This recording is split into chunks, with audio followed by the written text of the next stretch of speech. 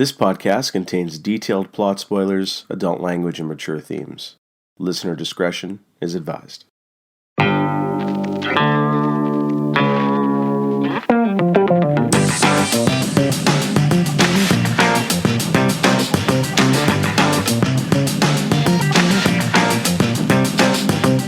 Adventure in all its glory.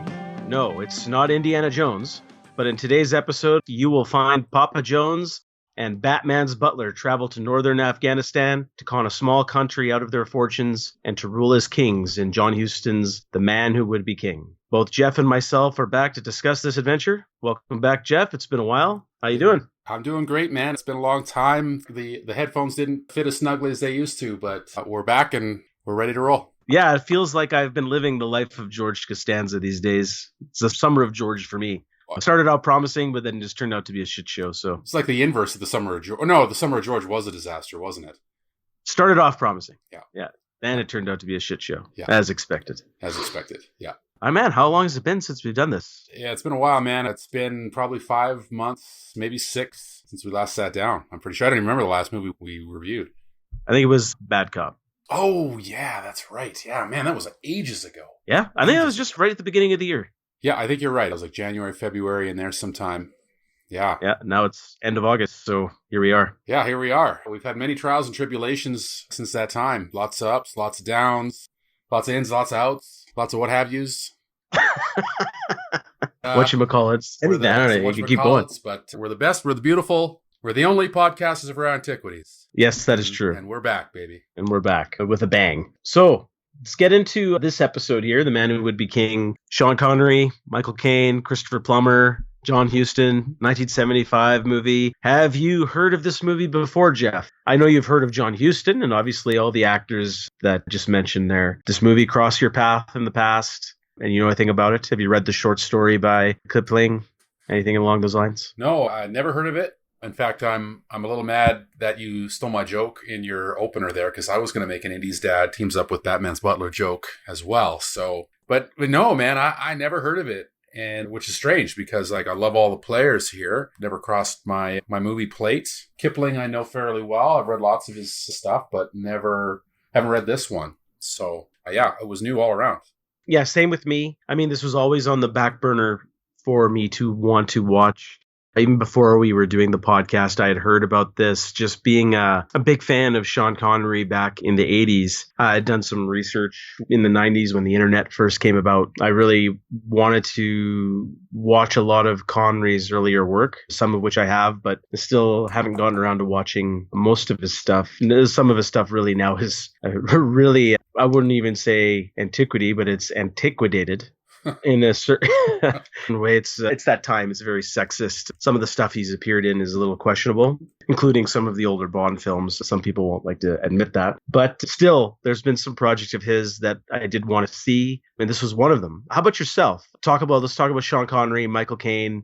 We've talked previously about Christopher Plummer when we've talked about Star Trek a little bit, and Canada, a Canadian actor here. But how about Michael Caine? Any of old works of his and that you've been wanted to see in the past? Does he fancy you as an actor?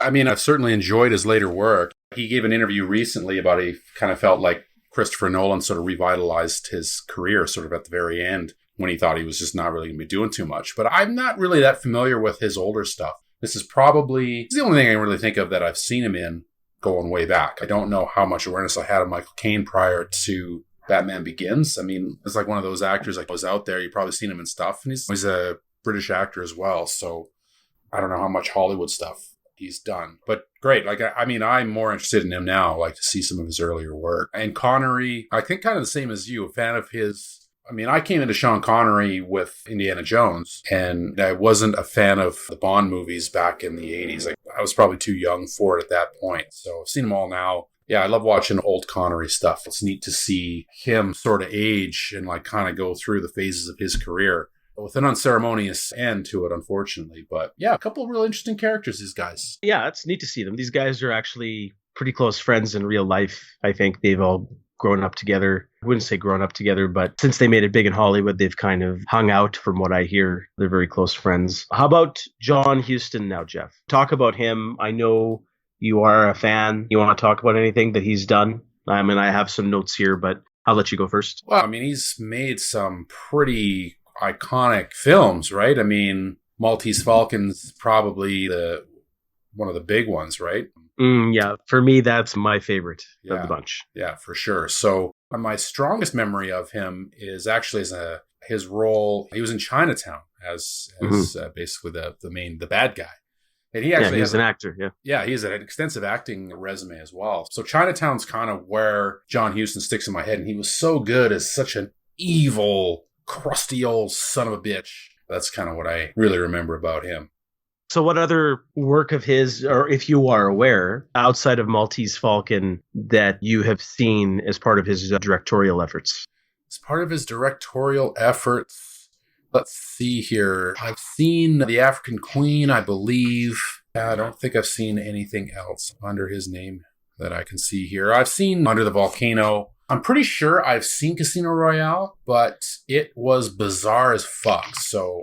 Well, it's interesting because he didn't solely direct that movie. He only shot a few scenes in Casino Royale, but he also acted in Casino Royale. So it's kind of like he played the double agent there. Oh, interesting. Okay. Yeah. So that's another little tidbit I was going to mention in the trivia, but I mention it now. That's okay. Do you have a sense of how he directed his movies? Did he have a certain style, or do you think this movie would change your thought process on how he approaches movies? Yeah, it's hard to say. You kind of look at the filmography here, and he has a history of, I don't know if adventure type of film is the right word, but there's an epic adventure type quality to a lot of his films, but they're not swashbuckling, right? They're a little more cerebral. So that might give you an indication there that was a precursor to The Man Who Would Be King. But other than that, from a stylistic perspective, I mean, he had many decades, right? But you go back to that era, and I don't want to try to minimize it as like a point and shoot type of style, right? But it's funny you mentioned that. I was going to say the same thing.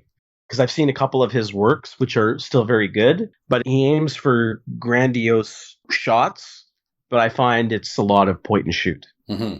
But I guess maybe just as we talked about previously in another part, maybe the tech in terms of filming technology wasn't there. I'm not talking about CGI, but just how you hold the camera. These things were heavy. You had these tracks and cranes that you can sweep across. Sometimes it's a little difficult, especially when you get into a situation like this where you're in, like this film takes place, they filmed it in Morocco. Yeah. And maybe it's not as easy as it looks to have those kind of filming capabilities available to you. Yeah, exactly. And a lot of guys from this era, I mean, you were focusing more on directing your actors as opposed to the cinematography angle, right? So going more for how my actors are doing as opposed to how's everything, what's the style, what's everything looking like, right? Framing your shots to sort of help you tell the story, right? You're like kind of letting your actors tell the story, and that's where your direction's focused. That's my feel for guys in this era, if that makes sense. No, I hear you. It's funny you mentioned focusing on directing actors because I was watching Michael Caine on a YouTube video discussing The Man Who Would Be King, and him and Connery were actually really worried.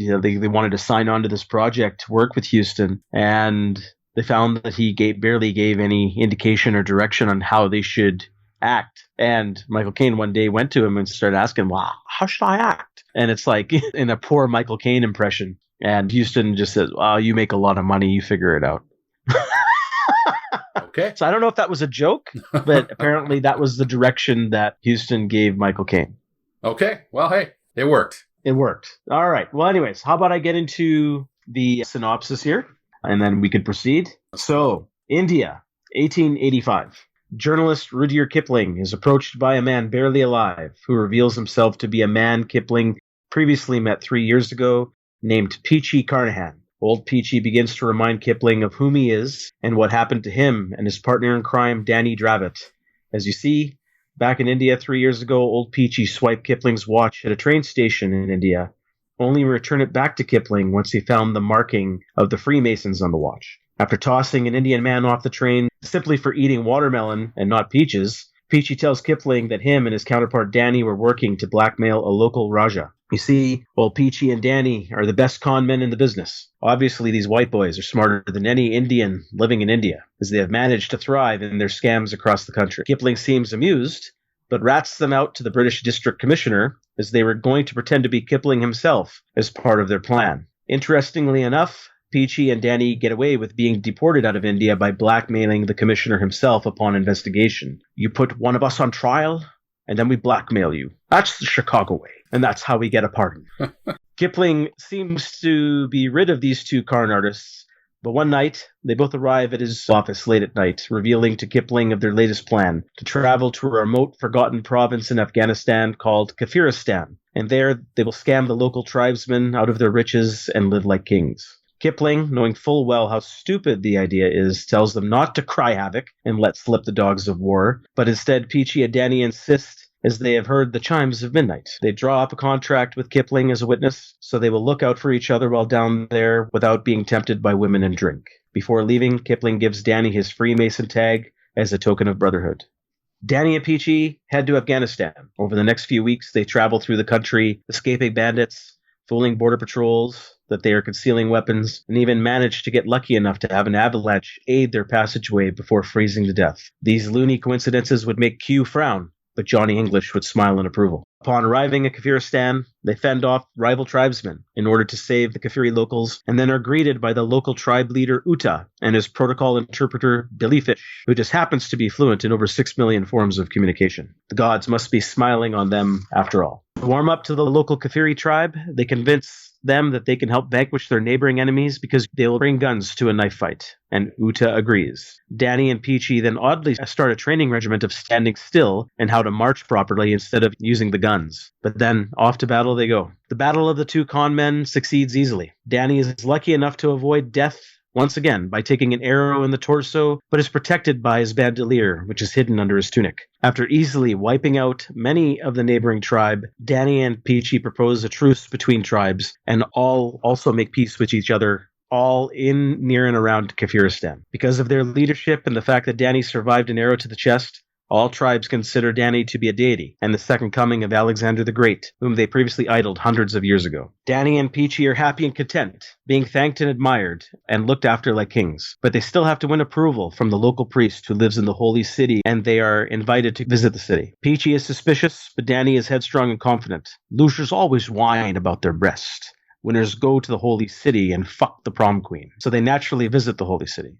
However, unbeknownst to both of them, Danny is being set up to prove he is a god by taking another arrow to the chest. Peachy saves Danny, but angers the priest. Danny is about to be skewered alive, but as his hairy chest is revealed, the priest sees the Freemason necklace that Kipling had provided Danny, and they drop to their knees and bow, as the Freemason symbol was also used by Alexander the Great, and legend had it that his son would return in the future to rule over them. Instead of using his divine influence to get him out of there, Danny wants to remain, even after they show them their stash of gold and jewelry. Peachy wants to leave, but they cannot for a few months to allow the severe winter to pass. As time passes, Peachy still stands true to the contract and wants to leave with gold in hand. But Danny, now admired as a true god, starts to develop what most modern philosophers would now call a Thanos complex, as he now wants to remain to rule, as he thinks he can solve all the problems of the country. I guess diamonds are not forever. Danny now lives in the holy city, and he forces the Kafiris to build bridges. He judges over their medial disputes, directs farmers how to harvest their crops, and how to split food between tribes. And then he also demands to marry the one girl who has a Western name, Roxanne, despite the worries of the locals that no god could possibly marry a human. At the ceremony, the would-be wife is so delirious and scared to marry a god that she bites Danny in the cheek, revealing blood. But priest demands Danny to be killed, and he is taken to a rope bridge high above the mountainous pass where he will prepare to meet Kali in hell. Danny, still admiring what he has accomplished and with the crown still on his head, sings a British tune as he walks to the middle of the bridge and then falls to his death after the Kafiris cut the bridge. I guess he will never say never again. Cutting back to Peachy talking to Kipling in the future, Peachy tells Kipling that he survived being crucified by the Kafiris, and then they let him go. Before leaving Kipling's office, Peachy leaves Kipling a bag souvenir of their adventure and leaves. Kipling opens it and finds that is Danny's head in the bag with the crown still on his head. That's the story of a man who would be king and what this movie is about. Jeff, any comments? Kind of had forgotten that Sean Connery was in The Untouchables, so thanks for reminding me on that. There's a lot of plot here, right? Like a lot of stuff happens, but I mean, that's a hell of a story, isn't it? Like, that's the one thing that kind of comes across just on the surface is this is one hell of a story. It's a grand story or an adventuristic story. I guess we'll find out how it is executed. I guess really that's the key to the whole thing. But just looking at that on paper, or as I had written it, what would you think this is something that would interest you in wanting to either read about or watch a movie about? Yeah, I'd say absolutely. And typical, I guess, is the right word, although I don't want to minimize it either, of the style of storytelling, like when the original short story was written back in the 1880s there, is you'd often have, like, it's a framing device where you'd have a guy, in this case, Kipling, who, is some kind of a writer, a storyteller, journalist in this case, will be approached by a man who tells him a fantastic story. So you kind of have a story within a story. And that framing device, I find, lends a certain air of romanticism and adventure in it, just in itself. And there's a lot of famous stories that go that way. When you're talking about framing device, you're talking about how two people will meet and then they'll start telling a story about the past? Right. Yeah, exactly. Mm-hmm. Yeah, exactly. This is a really good example of that. I don't know. I just love that air of it. I mean, Heart of Darkness is a story as well, but at the same time told that way. There's a novel that I've read fairly recently that uses the same device and is sort of framed. It's a contemporary novel, but it's told in the same way about the same time, the late 19th century. And I can't, for the life of me, remember it's called Pandora in the Congo. And it's just a terrific novel if anybody wants to look it up. But same kind of thing as it's told with that device. And you can do a lot of cool stuff with that, right? So I like that right away. These two guys who are going to a far off land, chase down fortune and glory. It's great. It's great. Okay. Yeah, I mean, I would mostly agree. On paper, this is a movie that I can easily see being developed, whether it's an outline and you want to develop it into a model or a novel or a movie. I could easily see anyone wanting to do that. But how about I'll get into the trivia now, and then we can move forward with the analysis on the movie. So obviously, as we have talked about or touched upon very briefly, the movie has been based on Kipling's 1888 short story of the same name. Kipling himself, he was born in India, and he probably used a lot of his experiences living abroad to frame his stories or make his stories. His most famous work that would be recognized in pop culture is The Jungle Book, but he wrote a lot of other novels, short stories, and poems. He was awarded the Nobel Prize for Literature in 1907. Interestingly enough, when I was doing a little bit of research on Kipling, seems that as time has passed, he's become a little bit more of a controversial figure because a lot of his work dealt with political strife in India and the British Empire, and a lot of experts now interpret some of his work from before as morally insensitive and not true as to how the empire was experienced. In terms of what exactly they are referring to, I would just get a gander and just say he was very biased to the British and how they were treating Indian civilians and how colonialism that the British Empire had in India. I guess he was very in favor of it and thinking it would be better for everybody. But I guess some of his works and novels and articles that he had written does not look favorably as time has moved on. So I'd have to do more research to exactly know what that is. So Kipling himself, he died at the age of 70 in 1936, which pretty good lifespan considering where he lived, where he was born in the time period. Regarding the film itself, it was released in December 18th, 1975 with a budget of about $8 million, made about $11 million as far as I could tell. John Huston, who we'd already talked about a little bit, famed movie director, he originally wanted to make this movie much earlier in his life, and it would have previously starred Clark Gable as Danny and Humphrey Bogart as Peachy. And the same interview I was talking to you about where Michael Caine, about Kipling's direction or minimalistic direction, in the same interview he said that he was a big fan of John Huston at the time, but the fact that he got a free trip to Morocco and the fact that he was going to be playing a role once promised to Bogart, he probably would have done this movie for free upon learning about the availability of the role. That makes sense for Michael Caine. I hate to say it, but he's a bit of a tool when it comes to movies because the man said, I'm going to make Jaws the Revenge because my family's getting a free trip to the Bahamas. And he decided not to, because of that movie, he would not accept his Oscar for, I believe it was Hannah and the Sisters, because he was making Jaws the Revenge. So, well, I mean, yeah, but we got Jaws the Revenge with Michael Caine, so I mean, his best work by far. Right? His best work by far. Yes. Just as an aside, like what you say there about that, what I learned, somebody had mused to me recently, like there was a new Adam Sandler film on Netflix, and it's like, why do they keep making these stupid Adam Sandler movies? And one, it's because people watch a lot of Adam Sandler movies on Netflix. And two, what I did learn is that Adam Sandler is like one of the nicest guys, and he makes sure like all of his movies are in like Hawaii or other tropical locations. It's basically a vacation with your buddies for 2 weeks, and you're happy to be making a movie. Like Michael Caine's like, oh hell, I'm going to take my family to this place, make a couple of bucks. Sure, what the hell? No, exactly. Well, I mean, we don't even just relay that to Michael Caine or Adam Sandler. Man, this is Hollywood in a nutshell. Oh, absolutely. I mean, geez Louise, a lot of these movies are made and draw talent because people get free trips everywhere. Yeah, right? Exactly. Yeah, it's like, oh, sure, I'll show up in Hawaii for a couple of months to make a movie, no problem. Yeah, I mean, I think that's why Harrison Ford made that 6 Days and 7 Nights movie. I hope that's the reason. I really do. That movie is just a tire fire. It's awful. Yeah, the only one thing I like about that movie is when Harrison Ford puts his finger in his cheek and makes that popping sound as a response to her just complaining. And then he walks away. Yeah. I'm wondering if that's what he does in real life. Number one. Oh. And Harrison Ford did not have... They had the chemistry of like water and oil. It was just terrible. Anyway, definitely not a movie we're going to cover on the show ever. Oh, well, maybe I'll have to surprise you with that one day just to see your reaction. I'm sure it'll be a fun episode. Anyway. Yeah. Okay, going back to Huston. So as we talked about, yes, his first work, the directorial effort, was The Maltese Falcon, one of my favorite movies. His other notable works include The Treasure of Sierra Madre, The Asphalt Jungle, The African Queen, as you mentioned, Moby Dick, The Night of the Iguana. It's a movie. I love the title of that movie.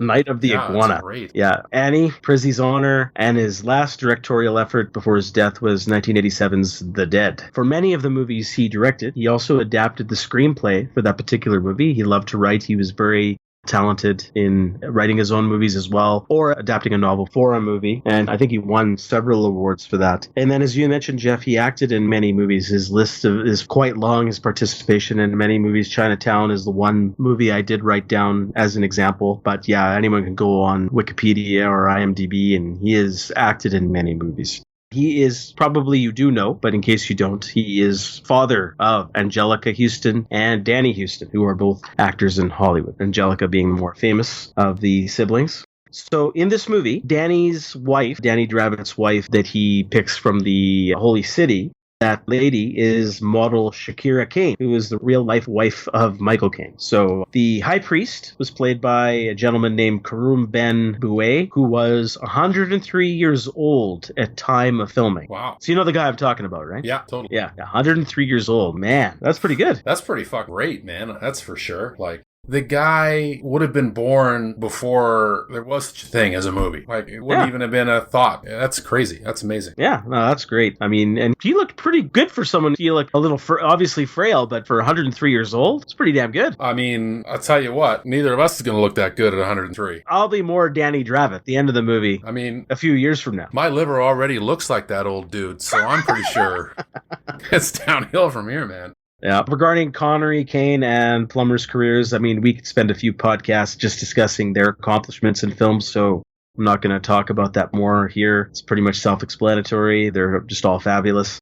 Fall off the rope bridge scene. Stuntman Joe Powell, he had to fall. I want to ask you a question. All right. You see that stunt at the end. It looks pretty good. Yeah. And it's a real guy. I had to rewind it. I rewound it 3 times to say, is it a dummy or is it a real guy? But the guy throws his hands up in the air. It's a real guy. Yeah. So how far do you think he had to fall? Because you don't see it. But how far? I want to guess.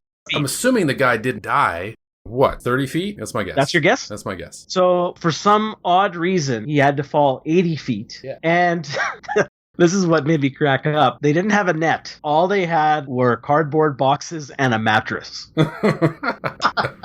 Oh my goodness. So they basically had to get their stunt supplies from the local whorehouse. No, the whole thing, all the stunt supplies were provided by the 103-year-old actor. Ah, gotcha. From his basement. From his basement, yeah. He got a mattress. No, he lived down there. Boxes. Yeah. He's like, that's my bed. You assholes. They didn't ask him. They just took it out of his house. They just took, no, that's where he lives.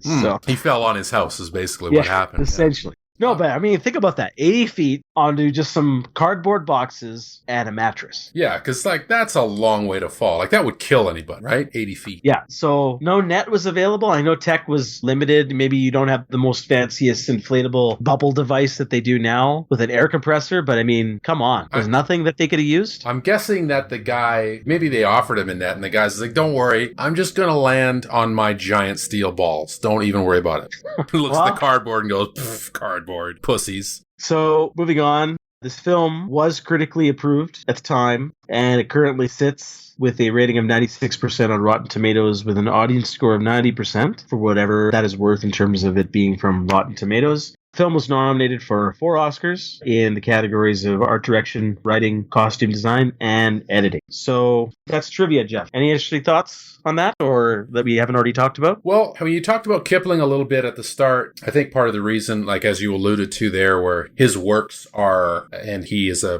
person himself has sort of soured in the public consciousness as years have gone on. There's a lot of holes you can actually poke in the Jungle Book if you wanted to do it. That's his most famous work. We're not going to do that today. And a lot of the reason for that is he was a pretty classic British imperialist. So he was a big fan of the British Empire expanding out across the globe. And I guess on the one hand, the British probably took comfort and conscience over the fact that they didn't just outright enslave other populations. See United States slavery, but they definitely saw themselves as superior and then would impose like their culture and like their structure of government and law on these other cultures, right, in order to bring light to the savages, right? That's what they thought. Oh, no, exactly. Doing, right? And they thought they were doing a good thing because they still saw those people, as human beings who needed to see the light. And exactly. And the funny thing is, as you mentioned it, that's I was going to bring it up later. I think that kind of thematic point is clearly identified here in this movie. It's very evident. Yeah, so we can probably, I mean, that's kind of what, and if you read a lot of Kipling's works, like that definitely comes out that he's a pretty staunch defender of that type of philosophy. But we can get into that more into a lot of what is in the film. So, yeah. All right, let's get into the film here. So we open up here. Huston has a lot of shots in India. You get the typical snake dancer, scorpions, people staring just ahead and just praying and not knowing what they're doing. And I know you're trying to demonstrate what it was like in 1800s India. Got to be true to that time period. When you see a movie like this now, or if you see a brand new movie made in this way, is this racist? I guess the easy answer is, yep, definitely it is. I don't know what else to tell you, dude. Like, here's the thing. I am not an expert in, history. In racism? In racism, exactly. Because I'm white, so obviously I'm not racist. And I got lots of brown friends, so it's okay. Here's the thing. I'm not an expert in history of this part of the world, so I have no idea what it was like at that time. I mean, the movie was made in the 70s when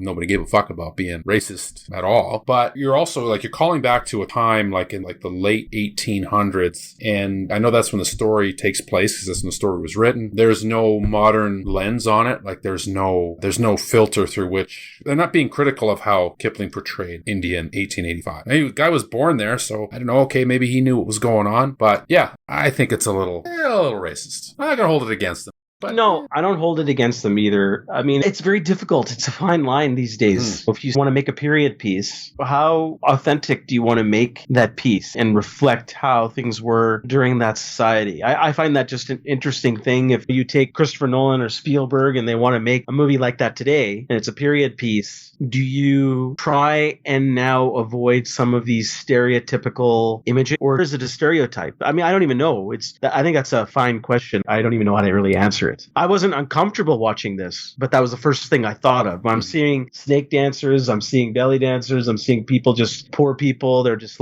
not knowing what they're doing. They're just praying in the middle of the street. I don't know. Is this an issue in modern filmmaking? Even though it's not modern filmmaking. Here's my opinion on it is you want to make it authentic. So there's got to be ways that you can make it authentic without using the shorthand. Filmmakers use shorthand all the time because you don't have a lot of time to get across certain ideas, especially when you're talking about a setting, right?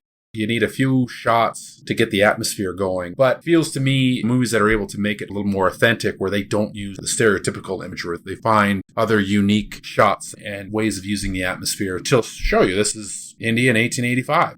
It's real. It's not the stock stuff. Most people don't know, right? Most people don't care. So it works for the audience. Like, it does what it's supposed to do, which is tell the audience where we are. We're in it, yeah. But yeah, I'm not going to call John Huston lazy, because this is what you would have done in the 70s, right? But now, no, need to do a better job of it. Even going forward 10 years to Temple of Doom, where they kind of did sort of the same thing. I think that's worse, though. Yeah. You got to do a better job than using the stereotypes. You just have to. I'm not necessarily call it straight racism, but it's a little lazy. Yeah, I would agree with that. All right, so Michael Caine, who plays Peachy Carnahan, and I'll mention it in a second here. Well, I want to talk about the accents, but he comes limping off he goes into Kipling's office. He's limping what seems to be off the Black Pearl. He's like dressed like a pirate. And then we see him approach Kipling. And this is in the present time, which is after the events of the story, because then they're going to reminisce. But as he sees Kipling, my God, I am wondering if you even recognized Christopher Plummer. I didn't really at first. I did not. I knew Christopher Plummer was in the movie. It took me 10 minutes to figure out that was Christopher Plummer. Yeah, I think I had the same experience. I was like, I kind of recognized his voice. Cause I was like, there's something about this guy's voice that I recognize. And it took a while. And I was like, oh shit, that's Christopher Plummer. What's up? And that was great. Yeah. And I saw a picture of actually Kipling himself. And my God, they look alike. Holy smokes. Oh, is that right? Oh, interesting. Go on the internet, look at a picture of Kipling, and then you'll just remember what Plummer looked like in this movie. My goodness. They got that mustache down to a T, I'm telling you.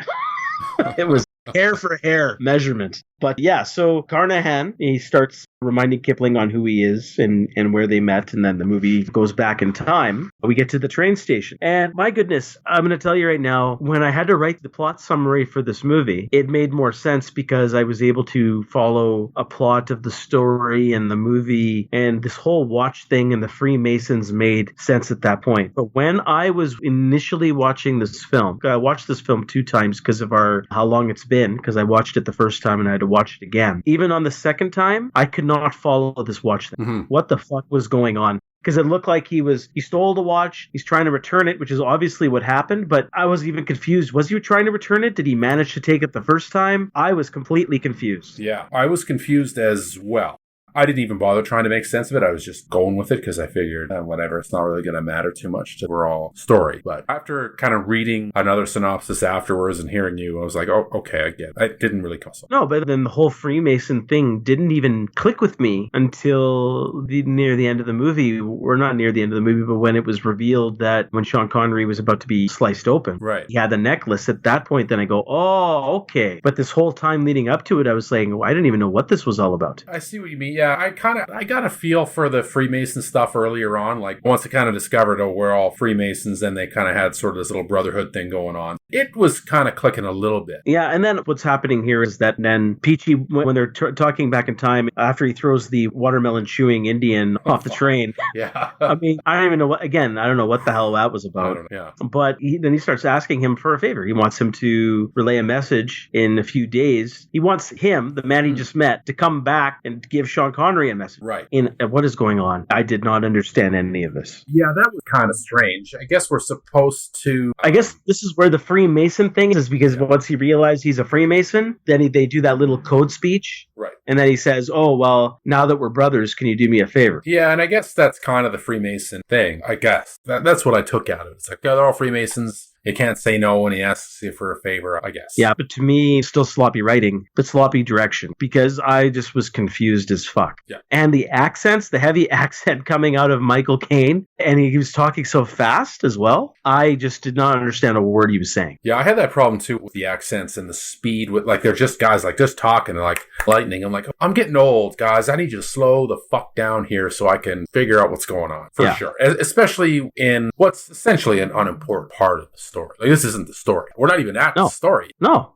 But this actually takes up a good 15 minutes of the movie at the beginning. And I was just like, what is happening here? Yeah. So then Peachy then convinces Kipling to come back to the same train station a few days later to deliver this message to Sean Connery. How he knew who Sean Connery was, I have no idea, but that's just a story for another time. But then Connery reveals that they have a plan to con a local Raja out of some money by pretending to be the correspondent of the Northern Star, like a writer from that newspaper. And then by coincidence, that was who Kipling is. He's the correspondent from the Northern Star. So then he reports them to the local British commissioner, district commissioner who's there, and the sheriff, you will, or whoever's monitoring the army in that district. And then I guess he brings those two con men in. And then they have another speech, and again, they just all of a sudden con the commissioner out of being deported because I guess he cheats on his wife or something like that. Did you follow that plot along either? No, not even for a moment. I didn't follow it at all. I struggled. Again, 2 times. I did not understand this at all. And even when I was writing the synopsis and I was looking at the information off the internet, the fact that they were able to con the commissioner, I didn't even get that in the movie. No, Very strange. I didn't either. Yeah, I didn't pick it up at all. It just seemed like they marched in, then they marched out, and that was the end of it. Yeah. Now we can move on. So then both Danny and Peachy, again, Peachy played by Michael Caine, Danny played by Sean Connery. Kipling thinks he's rid of him at that point, but they come back to visit Kipling in his office at 4 a.m. one night,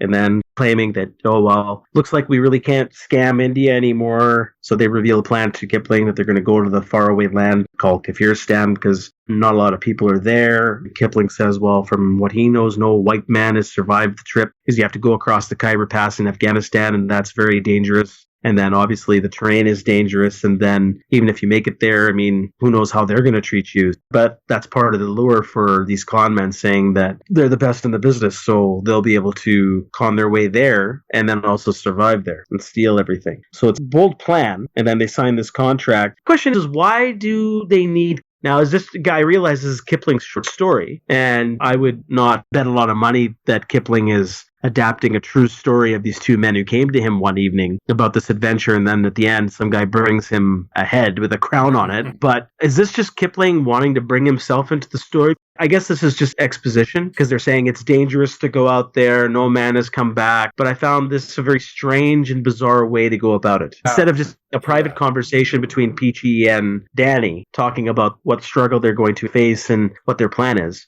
why did it to involve Kipling? So, as just the narrative device, so in the original story, he didn't name himself as the journalist. It was just some anonymous journalist, which you could say is him. But it was also a kind of a technique to lend an air of credibility to the story. It's like, I know everything that I'm about to say is going to sound crazy, but I swear it's the truth. Like, that's what he's trying to do. So you throw in these details here, then you can be like, it feels more real. At least that was the technique of the time. It makes the adventure, the craziness that's going to follow, kind of anchors it back down to a place where people can relate to start off. And then it feels like it's a lot more believable. So when you talked about this way of exposition or framing devices you had mentioned before, would something like this fly in today's modern filmmaking? Could audiences sit through something like this without rolling their eyes and saying, come on, there's got to be a better way to execute this? Done right, it's great. It's not really necessary because we'll buy anything now, right? We don't need to be sort of pulled along at the start with this kind of device. So no, it's not necessary anymore. And they probably didn't need it in this movie either. They're trying to be authentic, trying to be true to the original story. As I said, there's a novel called Pandora in the Congo, which is fucking amazing. And it's a modern novel and it uses this device to spectacular effect, and it's great. So it can be great. It's just like any device. It's got to be done right. Here, it's not done well. And they're not,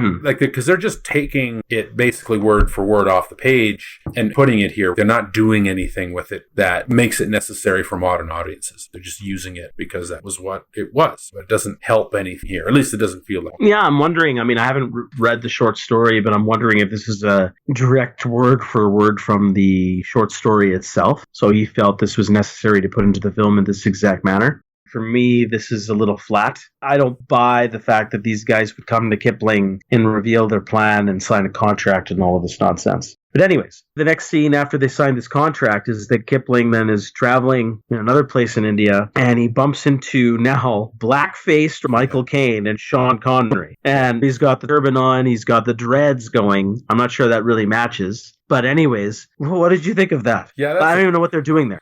I guess. Well, what were they trying to pass off as locals? Is that what they were trying to do at the start? Yeah, because I guess they were about to leave to go to Afghanistan. So they brown-faced themselves. Yeah. And then got all dressed up. And then again, they need to see Kipling. And at this point, Kipling, I believe, gives Danny the Freemason necklace. Right. I believe. Yeah, that's right. And then we see that Peachy was revealing to Kipling, oh, well, don't worry about us. We've got rifles. And he shows him the rifles in the pouch. And that was the point of that scene. So again, something that was not really necessary. In my opinion, the necklace could have been given in the office. And then on their travels, they could have had a couple of scenes of Danny and Peachy talking about the rifles they are concealing to cross the border. Oh, it's dangerous. I didn't like the scene at all. Yeah, it feels unnecessary. I agree. I mean, you can do all of this a lot more economically. I mean, he could have already had the Freemason necklace because they're Freemasons, right? So he could have already had one. And you're right. Like, they could have just said they had the rifles.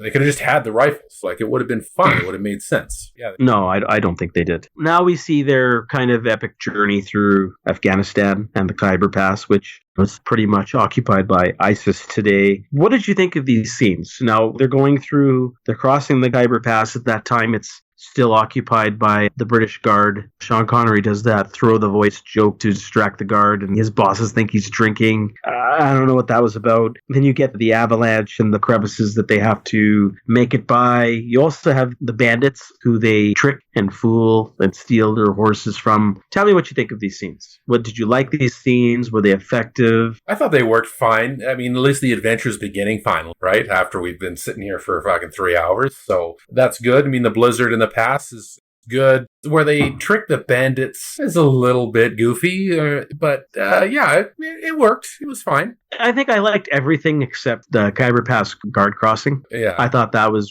absolutely stupid. The guard just starts kind of like doing some jumping jacks or something like that, and I don't know what he was doing. Yeah. I didn't get that scene. But I did like the avalanche. I liked some of the cinematic shots, like these aerial shots you see, the wide shots you see of the mountains in Afghanistan. I don't think they filmed in Asia from my research, so again, they probably got this in Morocco or some other place or who knows where, but I mean, gorgeous shots. So cinematography was good. I liked the conversation they had while they thought they were going to freeze to death. And they're talking about how they wouldn't trade places with anybody else based on their experiences, even though they're about to freeze to death. So I thought that was really good. They were coming to terms with who they are. And I found that kind of interesting of their characters. Like, nowhere in this movie, even at the end, do you really see them... I guess I should ask you this. Do you find this believable or interesting? Like, they feel pretty confident in who they are and how they live their lives. So if their life is about to end, they're still not panicking or losing who they are. They're still joking with each other. They're still pals. They've got each other's backs. What did you think of that? I like that. I thought it was really good, too. I bought it. They have good chemistry, so they're able to sell the relationship with these two characters. So yeah, I thought that worked really well, and it also helps establish their conflict later on. Like, they're so close. They're practically brothers at this point, even though they presumably led lives of crime at this point. So yeah, it fit. I thought it was a really good scene. It gives them a chance to show, like, this is how tight they are, and that makes it more important later when shit starts to unravel. I agree. So after they make it, the avalanche saves them, and they're able to cross that one unpassable canyon or crevice. So then we cut to them now in warmer climate, maybe a day or two later, and they arrive in Kafiristan. Just so you know, Kafiristan was a real place. It no longer exists in name, but the place exists. It's called Nuristan now. It's still a northern province in Afghanistan. So it's not a made-up country like Valverde in Commando or something like that.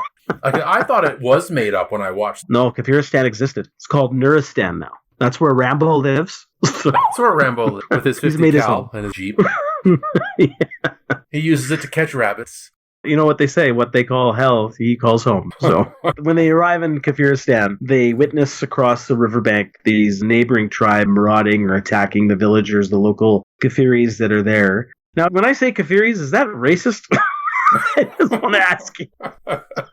Even though I've said it like a dozen times already. I don't think so. I mean, it doesn't exist anymore, so it doesn't matter, right? Call it whatever you want. Okay, I'll continue to call them Kafiris. Well, I mean, if you're from calling Afghanistan, you can say Afghanis, right? Can you not? You have to say Afghanistani? No, Afghanis would be okay. Just there are certain terms, like, say, the short form of Pakistan. Well, okay, fair enough. So okay. That is a racist term. So if I go Kafiris, you never know, right? Kafiristani maybe might. Kafiristani is probably the better bet. Gotcha. So I apologize. To any surviving Kafiristanians out there, we apologize from the depths of our hearts. If Rambo hasn't already wiped you out, we apologize. If he hasn't exploded your body into a red paste yet, we apologize. It might have happened in the Rambo cartoon on Saturday morning. Which was probably animated in Afghanistan, honestly. Hey, they love their Rambo, I'm telling you. Why would they? God damn right they do. So anyways, back to the story. So they help chase away the neighboring marauders because obviously they have rifles. They were, what was it, like 10 for 10? They didn't miss a shot. Did you notice that? They did miss a shot, no. They were very good. Yeah.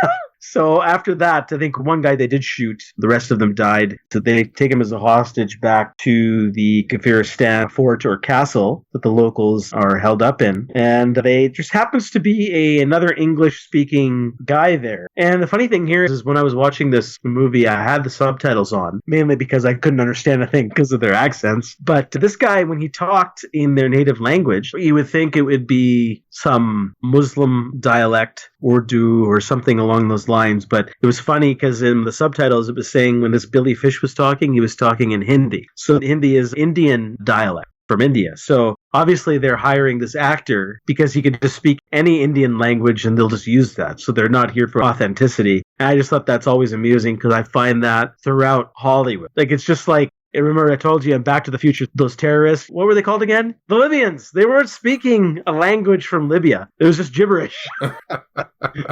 Right? So, The Libyans! Yeah.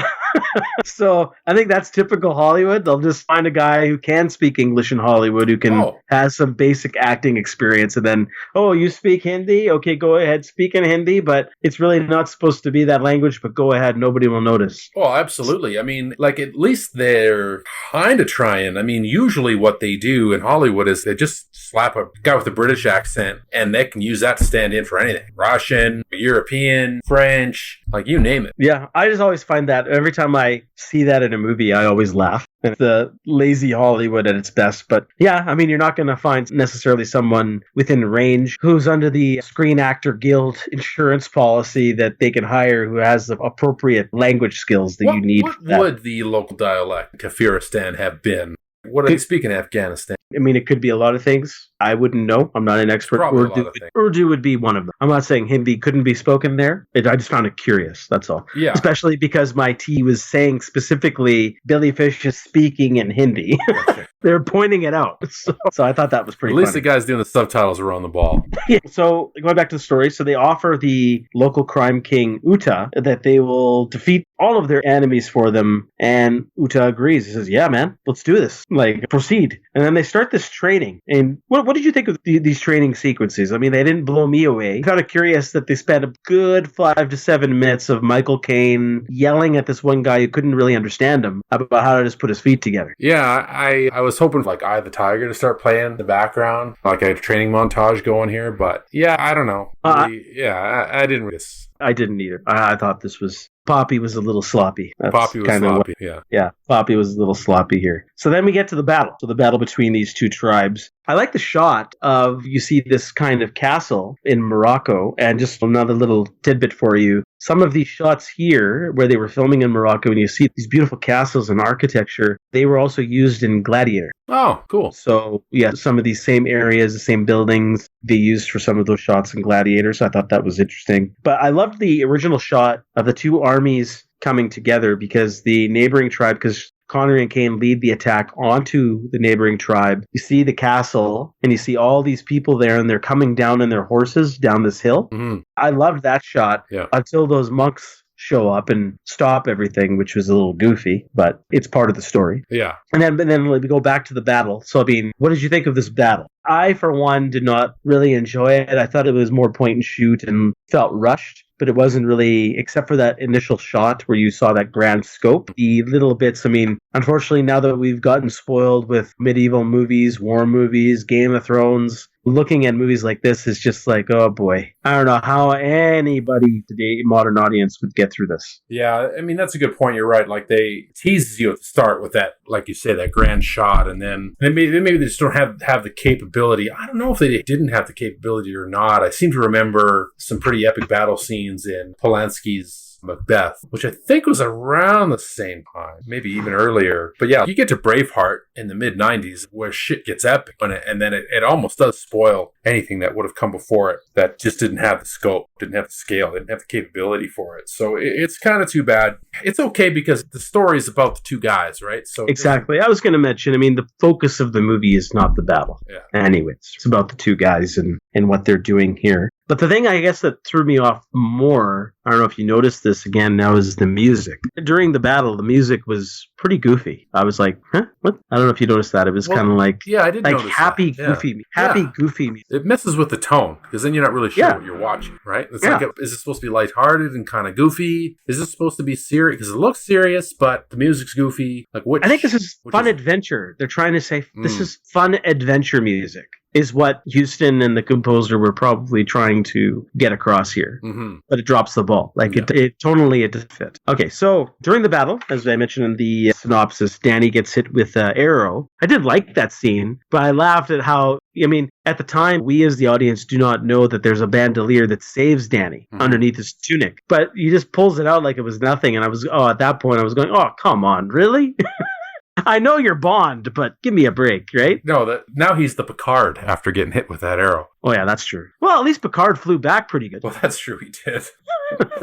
Right? You remember that? Yeah, that's true. That was a good stunt. Yeah, it was a good stunt. So now that Danny did get witnessed being hit by an arrow and just easily pulled it out like it was nothing, the local people there think that Danny is now a god. And they're thinking that he is Alexander the Great's son who was prophesied to return. And then off screen, we find out that Uta is killed and they're playing polo with his head and all that stuff. I thought that was pretty funny. Yeah, that was good. And then Danny goes ahead and pretends to be a god with only himself, Peachy, and Billy Fish knowing the truth. Because he says this is our opportunity to not just get rich quick, but he lets that ego get to his head. He starts to also say, here's an opportunity to solve some problems that are here. I can inspire both villages. They can join up and have peace. And then we see some shots that I guess they started invading other villages and other tribes around the area. And then the same thing happened. They easily won because they had the guns, and then the word spread and saying, oh, he is potentially Alexander the Great's son, fulfilling the prophecy. He's a deity. So all these other tribes and people start coming together and they all worship Danny, and his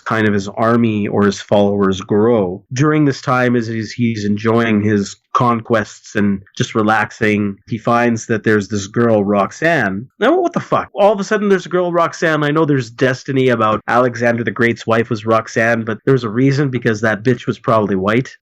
We have a Roxanne here just out of the blue. It's kind of a little weird. Yeah, well, if I were to take it to its extreme, like they worship Alexander the Great, so it stands to reason that they might name kids after their deities. Like, that's not an unusual thing in a lot of cultures, right? Okay, I stand corrected. I buy that. You're welcome. Good point. Good point. Yeah.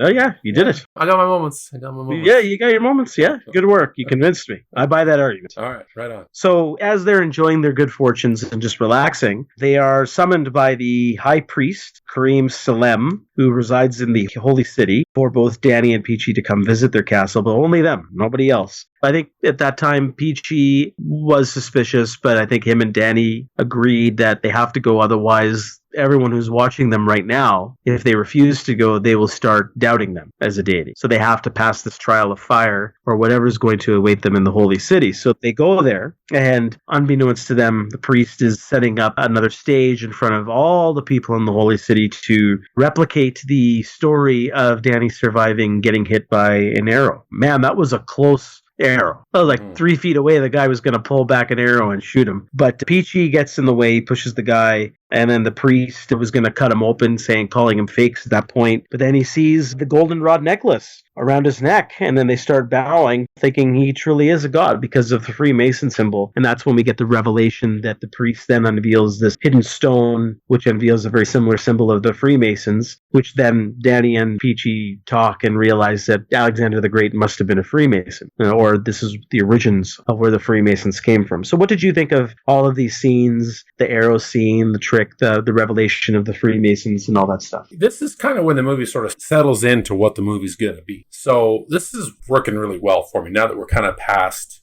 the other stuff. You know what I mean? Now we're into some more of the character things. Now they're doing what they've kind of come to do, and even growing a little bit, where it's like, hey, we don't need to be here to just like take riches and live like kings. We can actually do a good thing, right? So I thought that was really good. I thought it was really neat.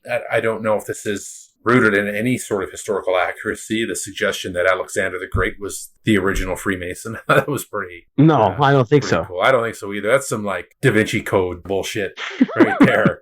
It's like, oh yeah, Jesus was the original Illuminati. Yeah, exactly.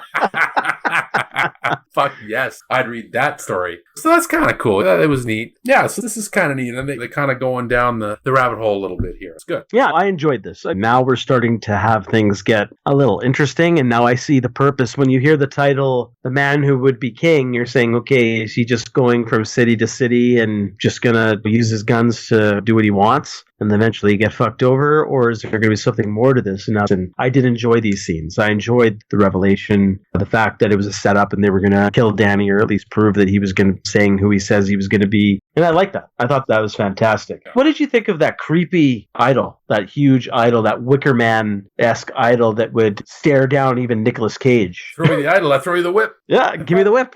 Yeah.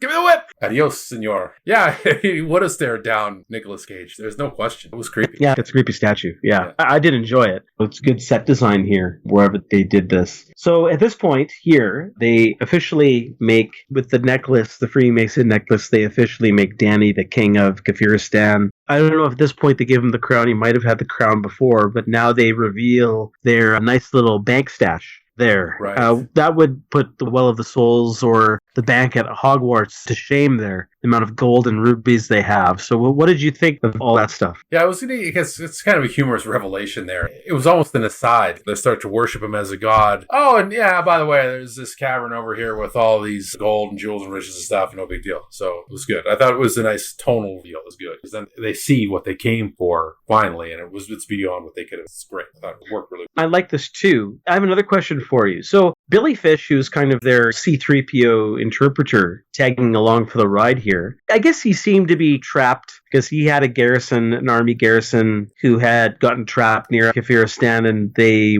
accepted him because he probably spoke the language. Right. So he's kind of trapped there, but he sees what's going on. He knows Danny's a fake. Yep. He knows that these guys are here to steal money. Then he knows that they have that revelation because they ask him to ask the priest, what's with these riches? Can we take them at any time we want? And the priest says, yes, these riches belong to the son of Alexander the Great, who you are. And Billy Fish tells that to them straight face. Take it whenever you want. And he doesn't seem to have any concern here either. I know later in the movie they say, oh, don't worry, we'll cut you in. We will not forget about you, Billy Fish. Yep. But did you buy that he would just go along with this? Yep, I did.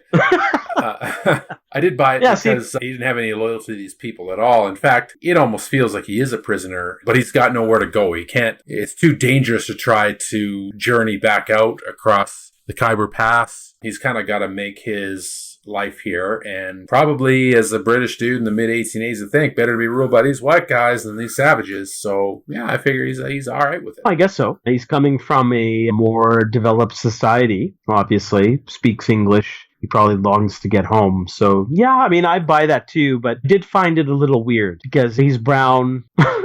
Yeah, it's true.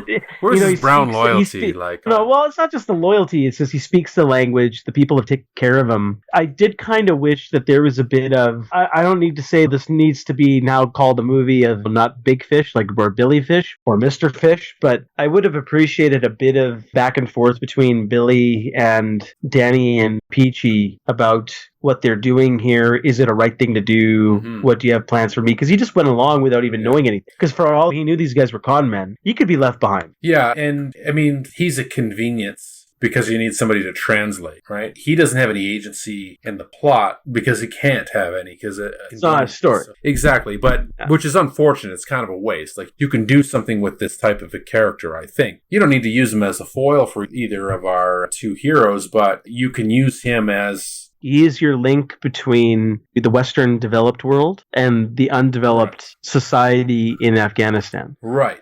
So Right? you can use him as the vehicle to have some of the moral conversations that we should be having at this point, right? Like you can use him and that's what I'm missing. That's what I'm missing. I think there's a different moral dilemma that'll come between Peachy and Danny, which is obviously the focus of the story, which we'll get to almost immediately here. But I kind of wish there was this third wheel that was brought into here. Right, me too, yeah. Yeah, through Billy Fish, but I think that was a missed opportunity. Because I did like the character. I liked him as an actor. The actor's name is Saeed Jaffrey. I've seen him in some Bollywood movies when I was young, but I do remember him in Gandhi. He was an actor in the movie Gandhi, which was, again, another fantastic film. But my memory has him in different movies. I just can't place it. But I did enjoy his performance here, but he just wasn't given enough to do. So Peachy and Danny agree that because of the struggle to just get to Kafiristan because it's the winter season and it's treacherous, so they say, we can't haul off all of this money and jewels until the weather is better, which is about 4 months away. So they decide to bide their time in Kafiristan. While this is happening, we see time slowly pass. Danny, now we see rules over everybody, and he resides now in the holy city himself. And he's judging everybody, like he's acting as a judge, solving disputes, telling people how to farm their crops, split their food, save their grain, and then demands to get married, which then draws ire and concern from the local tribes people. Because, you're God. You can't marry a human. It's unheard of. It's blasphemous. So what did you think of these scenes? And what do you think is the transition for you to see Connery's character, Danny? He's now getting a little egotistical, is full of himself. What do you think of these scenes and that transition for his character? Yeah, I think this is working really well for me. This character's hubris is starting to take over. So they come to do one thing, which is live like kings, in the sense that they wanted to live rich and have everybody serve them, and that's great. And then he gets there, and like the British colonialist that he never knew that he was, he thinks that he can help these people by presiding over them, right? With his wisdom and all of that shit. And I believed that he was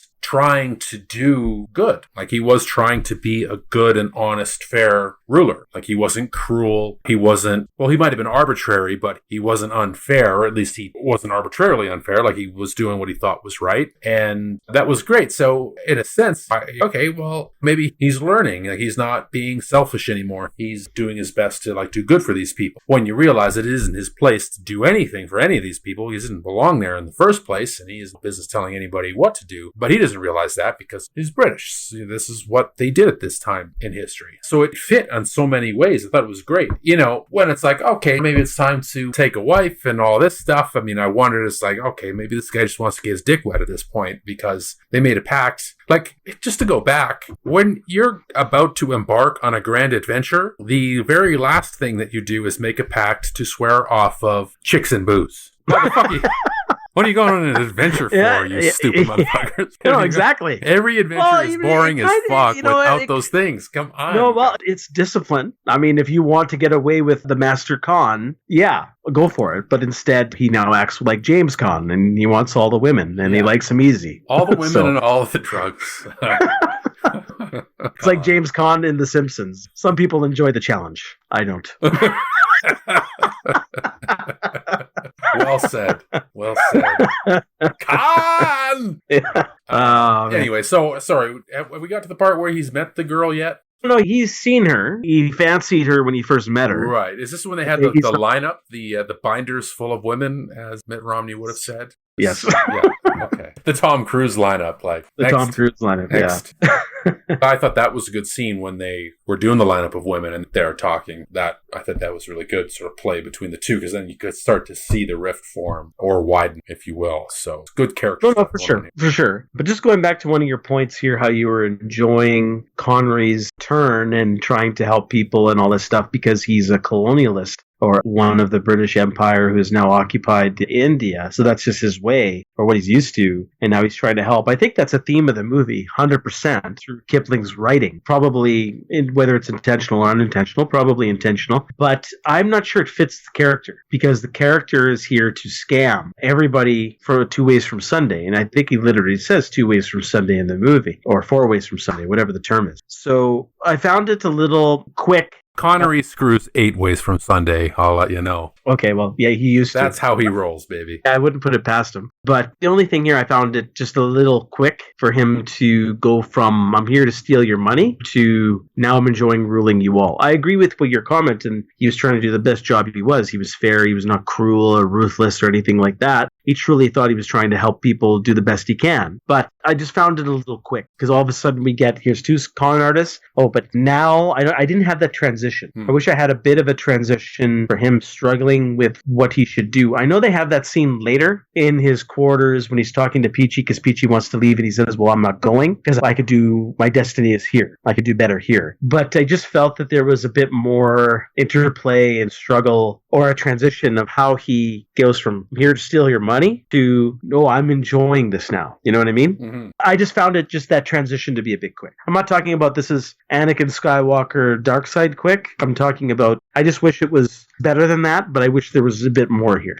That's all. Okay, so moving on, he now wants to marry, so he announces those plans. He chooses Roxanne. He announces it. Tribes people will do this for food, do this for that. I forget, he mentions a couple other things and then announces, I want Roxanne to be my wife. We will wed in a day or two. Start preparing this, flowers here, this there, and that stuff. And then Peachy pulls him to the side and he has that conversation saying, no, we got to go. Now we got to go. This is wrong. And then that's where Connery says, no, I'm staying. It's my destiny to stay. You go. Go take what you want and all that stuff and as much as you want of the stash, and he won't stop him. And then convinces him to stay for the wedding. So we kind of already talked about how I liked that conversation. My favorite conversation in the movie between the two, Connery and Caine. But then the next day is the wedding scene itself. So why don't you talk about the entire wedding scene up to when he gets bitten on the cheek by the wife? What was going on with the woman? Like, was she locked away in some kind of chamber for like a day or a night, and it was kind of weird? And then why was she so delirious? And what was with that one woman? She was all at the foot of the stairs, all dressed in black, and she was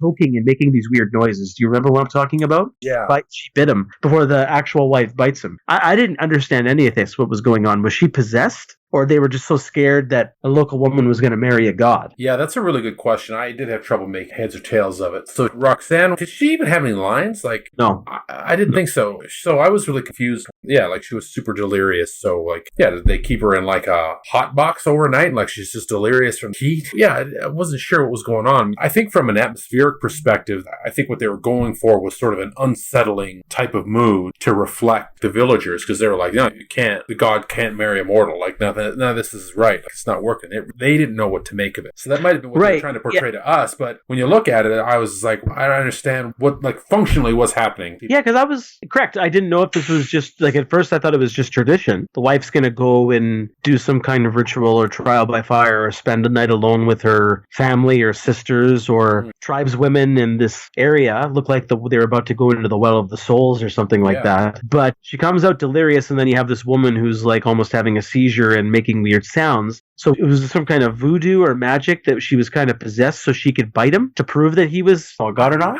I feel like she was like acting like as a lone wolf on the bite scene there. But then what was with the woman who was like at the foot of the stairs in black? I don't know that at all. Bitches be crazy, I guess. I don't know. I have no idea.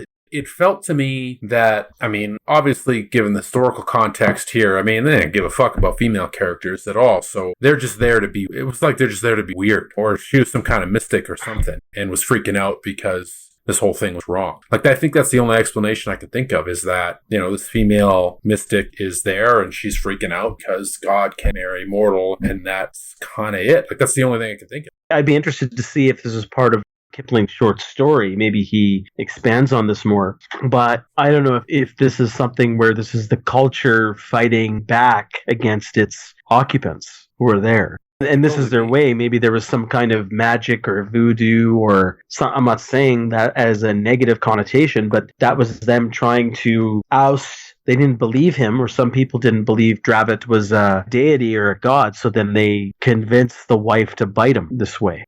That's the initial thought process I had. I'm not sure. Or maybe they didn't even intend to just prove he was a king, just like maybe if she just attacked the king, then he would kill her because they felt it was completely wrong. Yeah, that could be. Yeah, so I don't know. A couple of different ways you could go about looking at it. I just wish there was a bit more of an explanation there through Huston or the writing or anything like that. So now Danny, after the bite, Danny is bitten. He has blood on his cheek. Priest freaks out. I did find it a bit lazy, but yet humorous that, the priest is yelling, attack, whatever he's saying, they're fakes or whatever he's saying, I'm assuming attack or get them. Everybody stands still until Danny and Peachy leave the courtyard. And then the minute they get through the gate of the courtyard, then everybody gets up and runs. Yeah, totally. So I didn't like that. I wish that was better staged. I just find that kind of stuff a little tiresome in movies. I don't like seeing shortcuts like that. But then they have their little chase afterwards. Billy Fish, for some reason, says, don't worry, I'll save you guys. It's been an honor serving with you. And then he runs into the crowd and obviously gets... I love that. Gets so killed. Good. Yeah. Yeah. Oh, it's like, don't worry, I got this. Just runs in instantaneous. Just gets swarmed by this angry mob. Yeah. And then the mob have immediately after that encircle Danny and Peachy, and then they force Danny to go onto the rope bridge that looks exactly like the same rope bridge in Temple of Doom. Yeah. Like the same guy made the same rope bridge. Yeah, well, that's how they built bridges in the entire part of the world forever. You know that? That's true. No. It's true. So I thought that was cool, seeing that. It was a great shot, because obviously, as mentioning, the stunt guy had to fall 80 feet, so I'm assuming it was still pretty high up. So I did like the shot of the landscape there. You do get a feel for how high he is and how wide that canyon is. It was pretty cool. What did you think of Connery just confidently walking out and then singing his British tune there, and then Michael Caine joins in? It definitely felt authentic, like stiff upper lip, British way, like right chin up, and if you're going to go down, this is how you're going to go down. It worked. It's a little silly, but I thought it worked for those characters. Were you expecting something a bit more horrific initially when they were first captured? No. I don't know. It's pretty horrific what happens to them. No, but visually horrific. Like, I thought, instead of him falling off the rope bridge or being pushed off a ledge, I thought maybe he would be tortured in a certain way, or fire, or something along those lines. No, I think that I expected him to kind of go out in this sort of way. Like, for lack of a better term, heroic. He's not a hero at all, for sure. Well, yeah, I liked the death. I thought it was pretty good. I mean, I was anticipating a cutaway scene with a dummy falling off the bridge when the rope was cut, but I was pleasantly surprised to, after rewinding it 3 times, as I mentioned before, seeing an actual stuntman raise his hands and then fall. I did like that. I mean, I wish Michael Caine was given better direction by Huston to actually emote better during the scenes. Looked like he was just kind of there saying, where's my free lunch?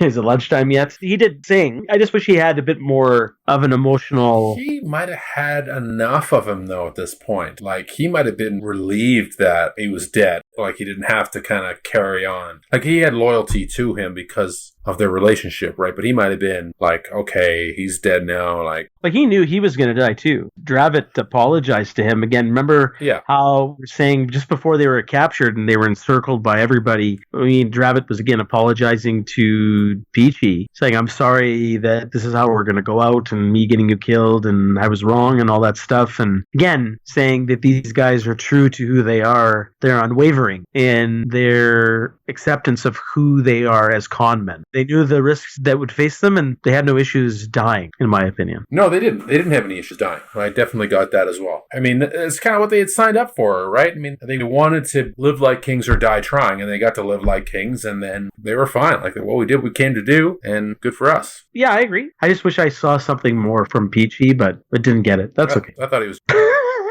Bravo, sir. So this is where the story kind of wraps up. So it comes full circle. So we now go back to present time in India, back in Kipling's office, where we see Jack Sparrow there, Michael Caine's version of Jack Sparrow, telling Kipling the story, what happened to him after Danny was thrown off the bridge, that he was crucified like Jesus, I guess, but survived. And because the Kafiristan people, tribesmen said, oh, well, it was probably a miracle he survived, so they let him go. And it took him a while to get back here, which is why he looks like a mess. And then he says, that's our story, but here's a souvenir for you of the man who would be king, or something along those lines. Leaves him the bag. He buggers off. Kipling opens the bag, and you'd only see the back of the head at first. It's obviously Danny's head there with the crown still on. But then the last shot of the movie cuts to the front of the skull, where we see it probably mostly decomposed, and Danny's face there. It was pretty gruesome. A good effect at that point. Not effect, but a good job on good prop. Thought it was pretty good. I like the fact that he's still wearing the crown. So what do you think of these wrap-up scenes here? And that's where the movie ends. Okay, so let me get this straight. The villagers see their god tumble, we'll say 85 feet was 10. Well, probably here's the thing. More, right? No, so it's supposed to, I think what he says, peachy that he fell thousands of feet to his death.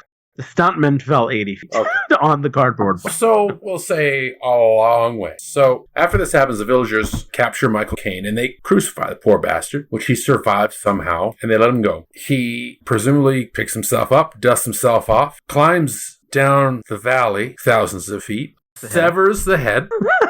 I don't think they come off that easily. Packs it in a bag, climbs back out, makes his way back to England, which takes him 3 years, carrying a rotting head in his sack, wearing a heavy golden crown, and he's got a limp to deliver back to Kipling. Why? Well, this is the whole point, what I was mentioning before. What was the point of them even going to Kipling in the first place? Yeah. Because this is, we were talking about this as the framing device for the story. So now we got to wrap up back here. And this is kind of like Kipling or the journalist who's Kipling being able to say at the end, be like, see, it's all true because I saw the severed head with golden crown. Yeah, so that's what I mean. I don't think that this has ever been claimed to be a true story or anything like that. Hasn't. But to me, it's framed that way. Well, it is in the style of the thing. It's just silly. Like, I was dumb. Like, it's fine if Carnahan makes his way back. He doesn't need to bring the head with him. He can just come back and be like, this is what happened. It's just played for, the way the original story was written in the movie, it's just played for like a shock. Like, oh man, he's got the head there. Shit. But really, how do you get the head? Like, did the villagers go and retrieve the head and deliver it to him? Like, that would have been a thing I could have been like, okay, that would have made more sense. Like, the villagers went down to make sure he was dead and chopped off his head, brought it back up. Oh, they see Buddy's still alive. Okay, here's your put it on a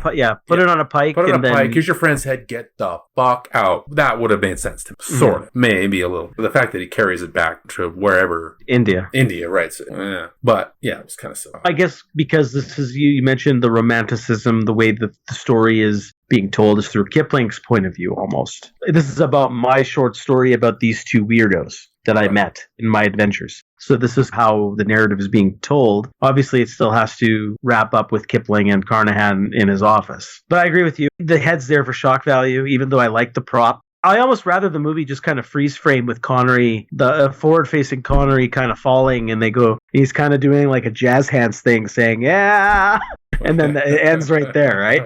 Suck it, bitches! You could have brought the medallion back if they'd given him the medallion before. Yeah, that would have been down. Better. That would have had maybe more narrative impact there. That might have been like full circle. Yeah. No, I think that would have been better. Yeah. He brings back the medallion that was given to Danny. There's purpose there too, right? Exactly. Yeah. He's still saying we're still Freemasons. You gave this to us. I'm still giving it back to you because it didn't work out for us. Here's what happened, and there you go.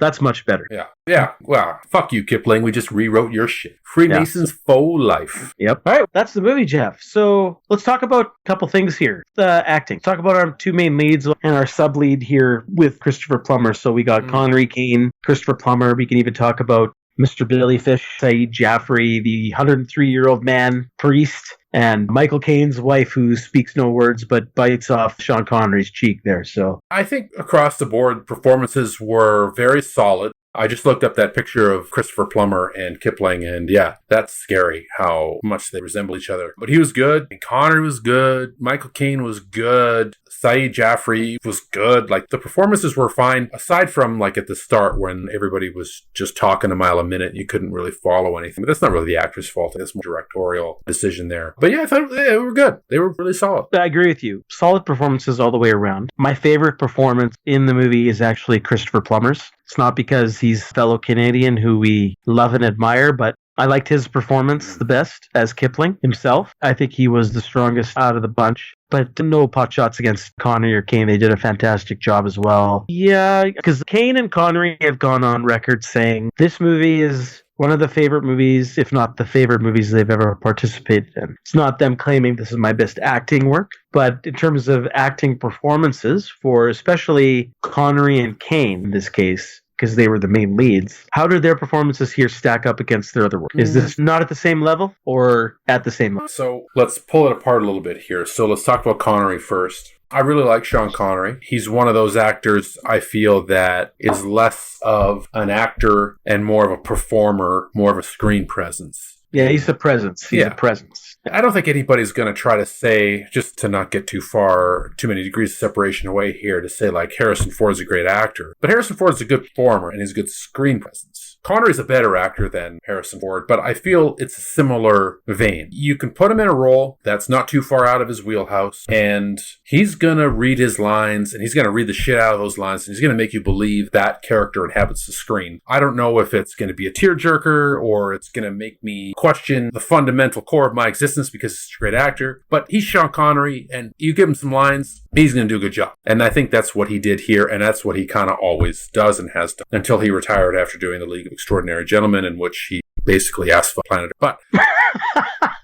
But yeah, Michael Caine is more of an actor. You know what I mean? Now, again, I'm not as familiar with Michael Caine in his younger years. Michael Caine is my butler, and that's how I will always see him. And goddamn if he wasn't the best damn butler. If he wasn't, exactly, he wasn't the best damn butler. If he wasn't the most Alfrediest Alfred of all of the Alfreds, I don't know who is. He was good in this movie, but I think was kind of in the same vein as Sean Connery. I don't know if he elevated this role at all. Did more than what was on the page, but what was on the page was given its best with him, if that makes sense. He didn't do anything different with it. No. He didn't innovate here, but he was good, really good. Michael Caine is one of those actors you can watch, and it doesn't matter what he's saying, he does a great job. I agree with you. I think we're doing a bit of disservice. I think Michael Caine, I agree with you, Michael Caine has more range than probably Connery in the acting department. Connery has more of a presence.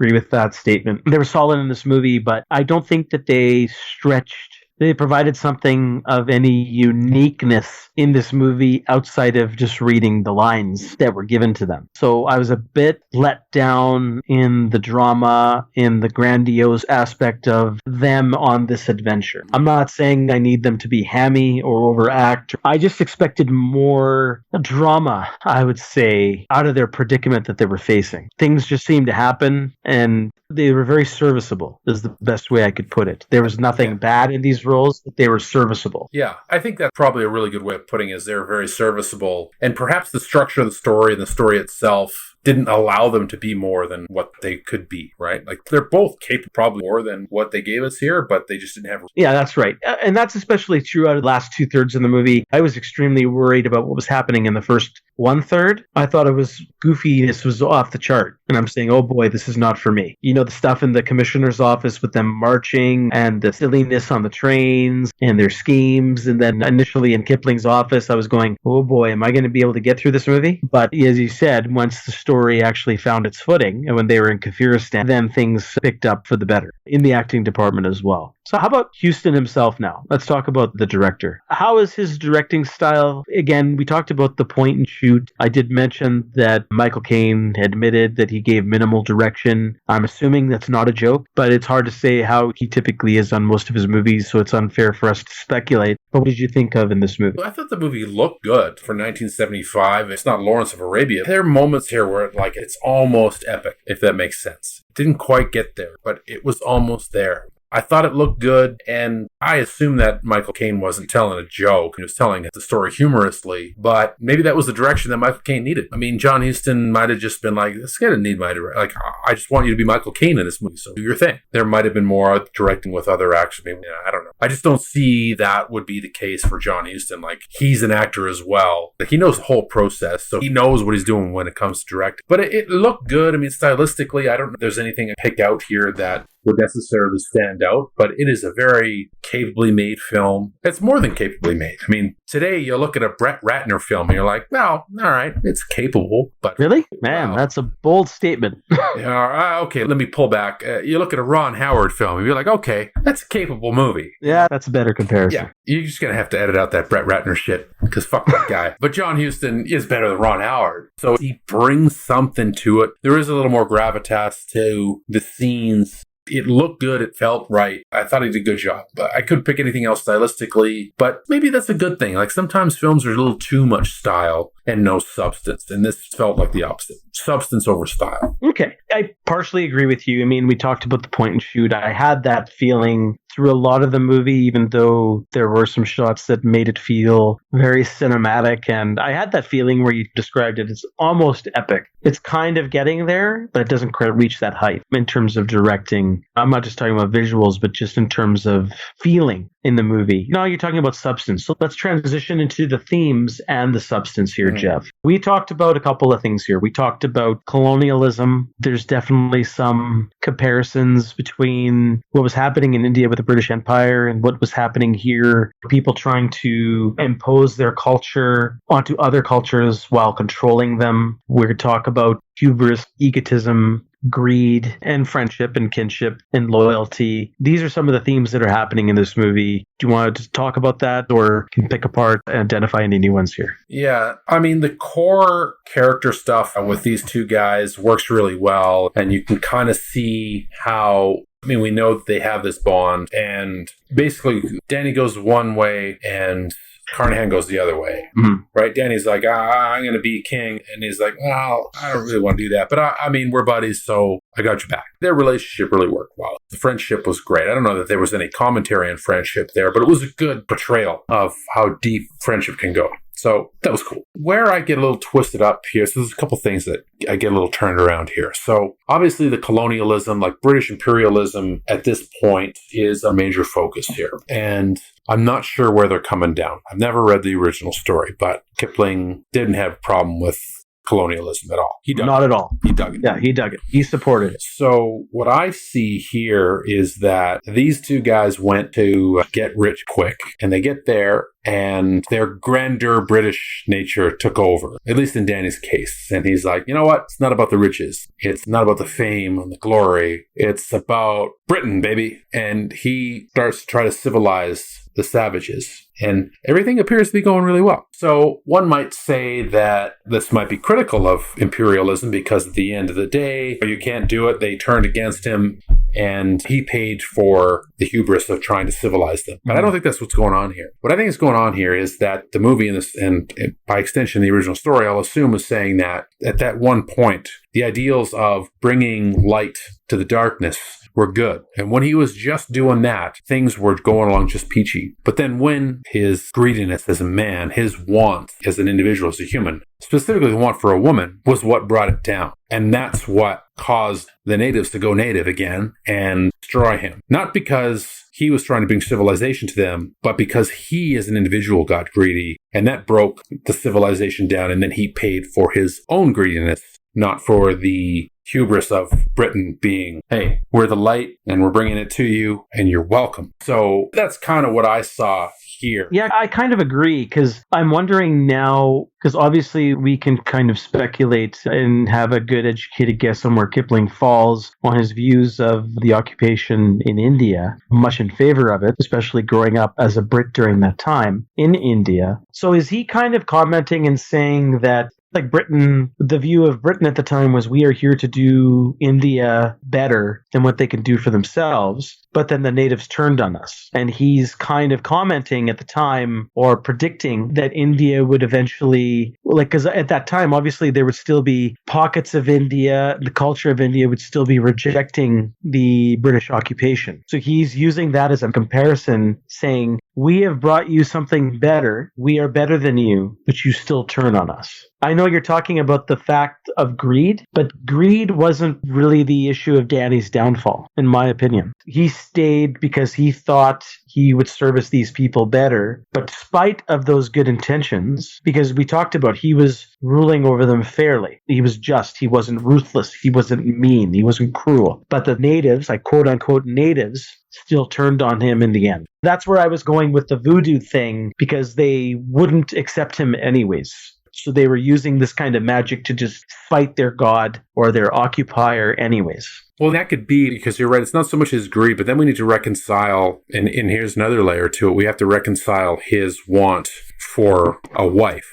Right? Because that's kind of when it stopped being about bringing civilization here. Then it started to be about, he wasn't giving anymore, he was taking. Well, see, this is, again, another thing. It's like, I don't know how Kipling's works really are viewed and with that controversial aspect to it, because maybe he felt that Britain and men at the time, or any Brit living in India, had the right to women, saying that, okay, well, we are men, we will take your women regardless as we occupy your country. I'm not saying Kipling thought that way. I'd have to read deep into his works to truly understand that. I'm just wondering if there is a comparison here. Well, I think there's two things going on there. So one, obviously, the downfall of man is always woman in all these types of stories. Almost always, right? So it's the girl that brings him down. Because if he didn't want the girl, none of this would have happened. So it's all her fault. And that's problematic as well for me because, I mean, she doesn't have any agency. She's just there to fuck up his shit.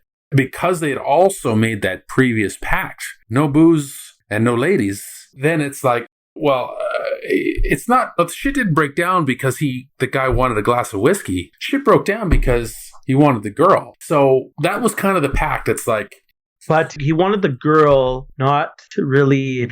Obviously, they would have sexual relations, but Danny specifically mentions that he wants to procreate so he can provide a bloodline, right? He wanted a bloodline to keep coming down. He wanted sons. So but this reign could continue. That's what he said, but he also picked a pretty one. Like, he was struck by her beauty. Like, that's what got him. Like, that's what got him in the fields. Yeah, I hear you, but both are true. But I cannot ignore that was a directorial choice, maybe. Well, but in the short story, those words may be there. I'd have to read the story to really fully gauge the interpretation. Right? Well, yeah, but I feel like that's what's in the movie, right? I guess to bring it back around is, I see what you're saying is like, if we're the colonialists, they're never going to accept us. And I don't think that's what they're saying. I think what they're saying is that they will accept us, but you got to stay pure. Like, you can't take from them. You got to give only to them, and don't be tempted by the ladies, because that's poison, because the women are always going to fuck up your shit. So I don't know, man. It's really problematic in those senses. Yeah, it's unclear. But British occupied India, I mean, they took their women. Oh, for sure. Don't pretend like they didn't. No, definitely. Right? Like they did. Yeah. Course. And I'm sure Kipling was well aware of all that stuff. Well, yeah, but I mean, I don't think that he would have endorsed that kind of behavior, though. I think what he would have said is like, that's not the kind of thing that we're here to do. We're here to be like intellectual and cultural and bring you the good stuff, and not here to rape and pillage. No, I'm not saying he would say rape and pillage. I'm just saying that would just be par for the course. Well, it would have been, but that also wouldn't have been like policy for them to do. It just would have been not policy done, because that's correct. That's what assholes do. I'm not saying policy. Right? Yep. So maybe that's what he's commenting on. Is it's like, you can't, when we're bringing light to the darkness, you can't go piston into the caves. You got to be good about it, and that's also so like it's kind of layered. Like, I think there's a morality here that he's trying to preach, which is, when you're going into, the swamps and the forests and the caves and the mountains, you don't fuck up the people that are there. You bring them the good things. You don't take from them what they already have. And when this guy did take from them what they have, then he got fucked up. And I kind of think that's where they were going with it. When really what he should have been saying is like, you shouldn't have been there in the first place. He broke the prime directive, and you shouldn't be doing that. The interference with cultures. You can interfere all you want with all the good intention you want or bad intention you want. It's just not a good idea. It's not a good idea. It's just going to fuck you up in the ass in the end. It is going to get you in the wrong hole for sure. So don't do it. And it presents us with an interesting to argue over, because there's a lot of layers here. No, there's layers here for sure. I'd have to delve deep into Kipling's other work, and more of his political articles that he's written in the past to really truly understand where he fell, like what his true viewpoints were. Yeah. Before I could comment any further on what he was actually trying to say in this short story. Yeah. Maybe one of you listeners out there can chime in and let us know, educate us further. Yeah. We're sure one of you out there is smarter than us. But only one. Probably only one. Yeah. Yeah, the only one listening. Yeah, the only one listening. Yeah. Hey, Mom, what's up? All right, well, Geoff, that does it for today's episode. I guess the only question I have for you is, do you recommend The Man Who Would Be King? Is it a rare antiquity? Oh, boy. I mean, they certainly don't make them like this anymore. Do I recommend it? Fuck. I'm going to say no. And here's why I'm going to say no. I think the message is muddled, and I think stylistically it's not John Huston's best work. So, yeah, I think this is a no for me, man. Not surprising. I think there's a lot of problems with this movie.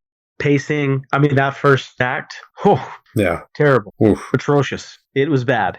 I'd be surprised if a millennial could get through the first 20 minutes of this movie. Yeah. But I mean, that could be a good thing or a bad thing for a movie. That's not a knock against a movie. We are not millennials, and I struggled with this one too, just to get through the first 20 minutes. It is not pleasant. It's confusing.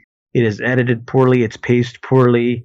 And it's not written very good. But once things do pick up in the second act, and I did appreciate the rest of the film. So for me, based on the messages in the film and what the story was about and the acting, I give it a very minimal, mild recommend. It just barely crosses that threshold that it was interesting enough for me to enjoy the rest of the movie and have some thought-provoking ideas trying to pick this one apart. So for that, I give it a very mild recommend. But I agree with you. It is not excellent work. It's not top-notch filmmaking. It's good filmmaking. It's not that this is the worst thing I've seen, but it is kind of a ho-hum standard adventure-esque kind of picture from the 70s or the 80s that I would see made. But the acting is good enough for me, and the story is barely good enough for me to say, yes, I can give it a very mild recommend. Barely. But it is not a rare antiquity. So for you, it's also not a rare antiquity? Correct. Okay, yeah, I agree. Not a rare antiquity. There's better stuff out there. So if you're watching it, sure, give it a watch, but don't drop what you're doing to go find this one. Yeah. No, there's better stuff out there.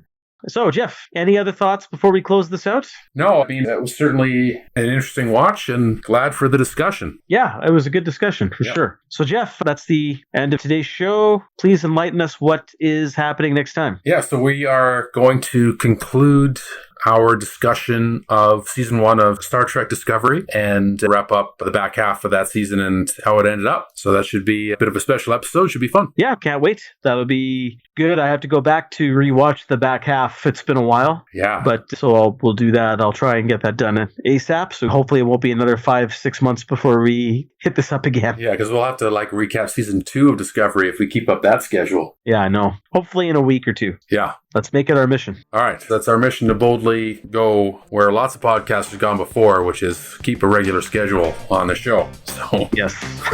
Sounds good. Get that shit done. All right. Well, till next time, Jeff. Thank you. All right, man. Thank you. It was a lot of fun as usual. It's good to get back into it. Yes. Yeah. It was a blast to be back. Yeah. All right. Take it easy. All right, man.